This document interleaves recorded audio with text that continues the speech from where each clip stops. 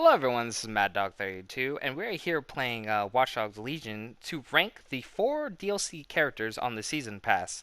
Um, let's make some criteria first. For the most part, these rankings will be based on an online perspective, seeing as I think in single player, most characters can get by, and all these characters, even if they were in single player, would get you pretty far and help out a lot. So I don't think it's really even important to rank them for the story mode.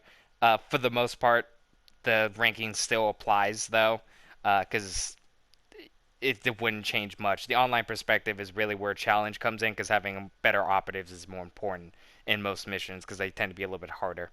But yeah, without further ado, let's get into it. So first, we're starting off with Darcy. Now, Darcy is an interesting character because she's an Assassin's Creed character, so she's completely based on a whole different franchise, which means she kind of comes with her own limitations and things. We'll be going by a pro and con basis, so let's just get into her pros and cons. So her first pro is that she's actually quite stealthy. She has a lot of perks that help out with her stealth ability. For example, right there, you just saw me activate the AR cloak, which we'll get into in a moment. But it allows her to turn herself in basically invisible to the area, which basically gives her like a universal uniform access, so she can just turn into anyone she needs to. But it's also quite useful because it basically applies to any area, so it's something you could do pretty much whenever you need to sneak into a like area. But another pro of hers is her insta kill right here. She has the ability to grab anyone and instantly stab them. Now, she can only do it from a grab. If you punch anyone enough, she obviously will finish them off. Or if she does an aerial drop, everyone does an insta kill. But she does totally have an insta kill. You just have to hit the grab button to activate it. On to her next pro. Honestly, her Berserk Dart right here is actually quite useful. It turns people into your ally for a little bit and just has them go crazy. Now, if you've ever played Assassin's Creed, that is a thing you could totally do, and it is actually quite useful, especially in stealth scenarios where you can kind of cause a distraction, if you will, and even in some combat scenarios where you just like don't have enough firepower. And we'll get to it, but she doesn't have enough firepower for most combat scenarios. And then the last thing on her pros is actually, like I was saying, the air cloak does affect teammates online. So you could totally activate this, and your teammates will basically activate uniform access as well, and they can stealth around. So you could help the team stealth a mission if need be, and if you guys really wanted to stealth that mission. So that's pretty useful and overall quite nice. But now let's get into her cons.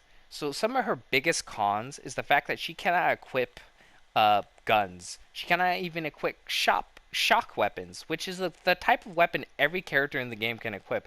Characters with no perks or anything can equip shock weapons, which is kind of ridiculous that she cannot. And as you can see, I'm gonna aim for the body here. That doesn't even insta kill. It says the weapon's high damage, but at the end of the day, it's really not. Um, and the sad part is that it's they just don't do enough damage. Another thing that sucks about her is that she doesn't have any crowd control. Now, she doesn't have it's not necessarily a knock to her per se, but the fact that she doesn't have any crowd control kind of limits her a little bit to not be able to deal with combat scenarios even more. Because it'd be one thing if she could equip guns and didn't have crowd control, but she doesn't. She can't. So she can't even equip guns to deal with scenarios where maybe she needs to be in the fray a little bit and like stun a couple enemies or get what you need to do done, which is very unfortunate. Um, and the last thing that I unfortunately can't show off because I just died in that footage, but her drone. We'll go to the menu real quick to show you off. She has this Eagle drone. Now, like most drones, you would assume that it would be manual, but it works like a chase drone in the sense that you have to. Sorry, it would be automated. It works like a chase drone in the sense that you have to manually control it, which is kind of bad because we have Albion people who have drones. They throw them up, they do what they need to do, and it's a little weird they don't just have it to where she can manually control it outside of combat, and then in combat she'll be able to like just throw it out and do what it needs to do.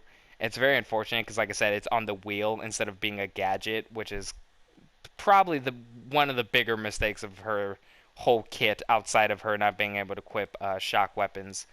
But yeah, that's why me that I almost said Mina Suhu. That's why Darcy is ranked last. Unfortunately, she's a cool character. I really enjoy her, but she's definitely not the cream of the crop when it comes to the DLC characters. But yeah, that's pretty much it for her. So we're going to be moving on to the next character, which is Mina Suhu.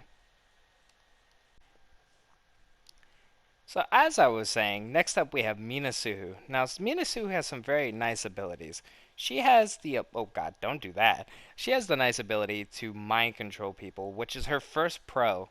If I can get close enough, which is her first pro. So mind control is actually a quite useful stealth ability because the ability to take over an enemy and basically walk around in the area without consequence to some extent, because I believe they do get spotted. We'll check in a second.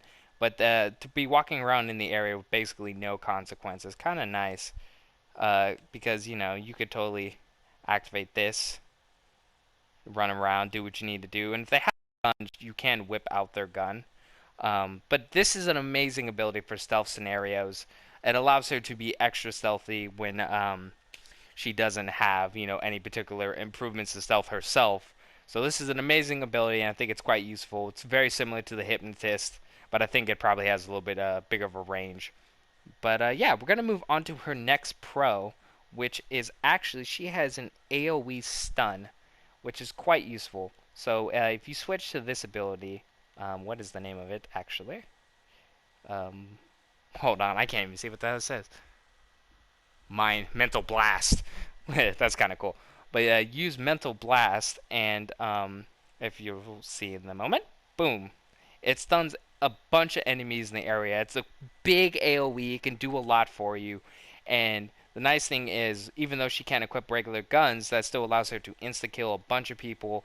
Even allows your teammates to insta kill a bunch of people, which is like the most useful thing because if you're helping out the team, it's always nice.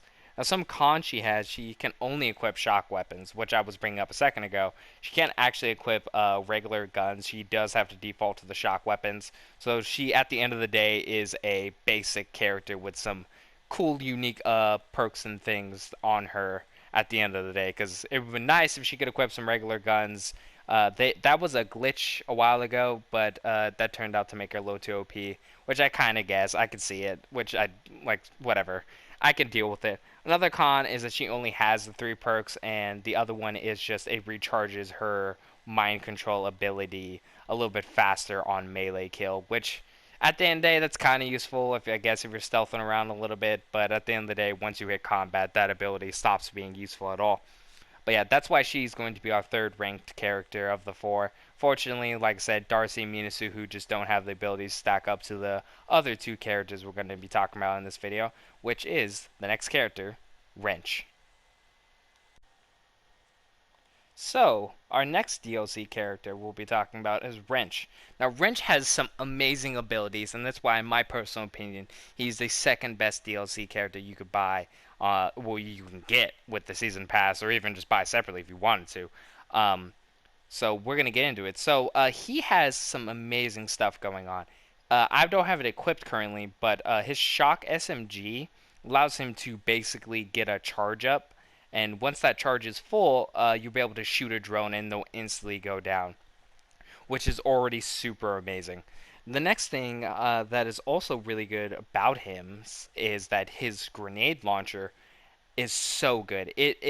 I undersold it when I first started playing him, but the more I play him, the more I realize how good it is. Because at the end of the day, what it allows you to do is all the hacks you have access to can be basically shot in an AOE sense. So he can shoot a grenade and it'll hack everything in the area. It'll do crazy things. It will turn people into allies, and it works on humans too, which is the crazy part. You can actually shoot this at humans, kind of like Darcy, and as you can see, he turned into my ally, which is already insane. So Wrench's base arsenal of weapons is already amazing, and even if you don't like them, since he does have an SMG from start, and he also has a grenade launcher, he can equip uh, other SMGs and grenade launchers, which I thought was a bug at first, but as of this update, he still was able to do that. So I believe he is totally capable of equipping other weapons that are not his personal weaponry. But that's actually where we're going to get into the next pro of Wrench, is that he has this cargo drone. This cargo drone actually is the fastest in the game. So Wrench essentially um, makes the construction worker almost obsolete inherently. Um, it's so fast, and it even has the ability to shoot grenades that hack things. It does take a while to reload those grenades, so it's not that useful in that sense. But the fact that his drone is this fast is insane. Uh, so now we're gonna get into his last pro, which is if I can find a random person on the street. He does come equipped with this hammer called Lady Smash. Now, it as a weapon is pretty nice because it is cool to have a melee weapon. And as most melee weapons do, I think his and Aiden's do a little bit more damage, but for the most part, they do the same damage as any melee weapon. But the fact that he has a melee weapon instead of just being bare-fisted is already a plus. He can knock people out very easily, and it is quite useful. And some of the animations for his stealth kills and stuff for that are pretty amazing. But time to get into some of the negative things he has. So Lady Smash right here is also an ability. This, I believe, hacks stuff and can deal a little bit of damage. But the problem with that is it doesn't do a lot, which is unfortunate. It doesn't seem to deal enough damage to actually kill anything. And when it does hack stuff, it's just random. It does basically the same thing as his grenade launcher, but just less effective, it seems. It's not that useful of an ability. You can spam it all you want. It does, like I said, that killed that guy, which I'm even surprised it did. But I was spamming it, so it's not that useful at the end of the day. Another thing that's not that useful is his ninja balls. If you're standing too close, it can stun you and the person. So it does. He has a little grenade that can stun people, which is quite useful. But at the end of the day, it's better probably to use like your AR cloak or something. But it's not that useful, like I said, in my opinion. He could do a lot more with all his other tools. Another kind of con to him is that he doesn't have an insta kill. Um, Mina, Suhu, Darcy, and Aiden all have some way to either a stun enemies or get the ability to insta kill. His SMG will activate, I believe, like shock trap or not shock trap. It will activate a shock on an enemy, so it will stun them. But the problem is it's an SMG, so if you activate it, you'll probably hit them again, and then you won't be able to do it. So you kind of got to tap it. So I guess in a way he does, but not the same way as all the other characters do. So that's kind of a con against him. But yeah, that's why I think he's the second best character on the DLC season pass. He could do a lot. His kit is very versatile. He could do a lot of crazy things. He has the fastest cargo drone, like I said. There's a lot of good things about Wrench, and with little tweaks, he could be perfect. He's almost perfect. And that's what's crazy, because when we're moving on to the next character, Aiden, I kind of think he's a perfect character. I'm not gonna lie. I'm not gonna hold you. Aiden is pretty perfect. But yeah, he's going to be our number one character, Aiden Pierce. So our number one character on the season pass is Aiden Pierce. Aiden Pierce has so much to him. He can do so much. He's honestly the best. We'll get into it, but I have not put down a single con for this, by the way. So if y'all disagree, that's okay with me. Like, I'm not tripping. But in my opinion, if you bought Aiden by himself without the season pass, he would be worth your money no matter what, because he could carry you pretty much to the end game. There's not a single thing wrong with him. The only maybe con that's not even really a con is he doesn't have a vehicle, which is irrelevant because you could just steal one. But let's talk about his main pros. So his main pro is that he can equip any weapon, which already makes him super versatile. You can equip any LMG, almost any SMG, not the silence one, I don't think. And you can even equip this special weapon, the silence M9, which is the spy special variant, uh, which is super useful. So as you can see, I have the G36 and the spy and the silence P9. So I have stealth and then open combat. He also comes with a baton, as you saw, which is just the basic melee weapon, which is already useful.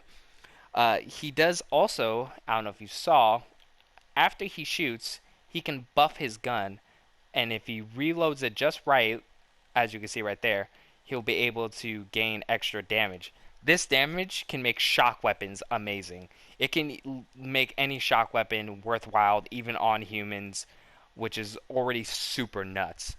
He also has the ability to insta kill. Now, one of the downsides of comparing this to an online aspect, after he insta kills, he can slow mo, but it doesn't really work online.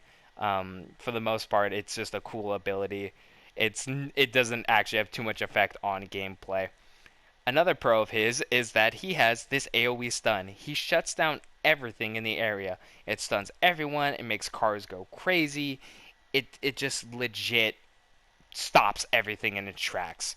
It does take a little while to charge up, and he has no real way to make it charge faster.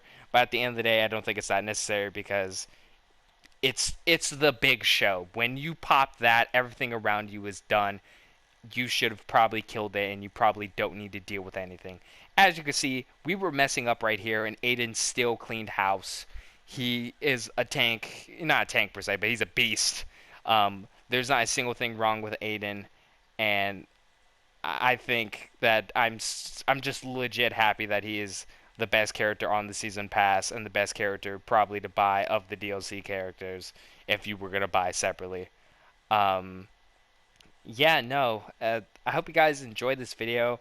Obviously, this is somewhat off the cuff. I have notes here, so I know it was a little everywhere to some extent and a little weird. But I hope you guys enjoyed the video. We'll come back in the next one. I'll probably be actually ranking the characters in the store, the operatives that are not Wrench and Mina and all them.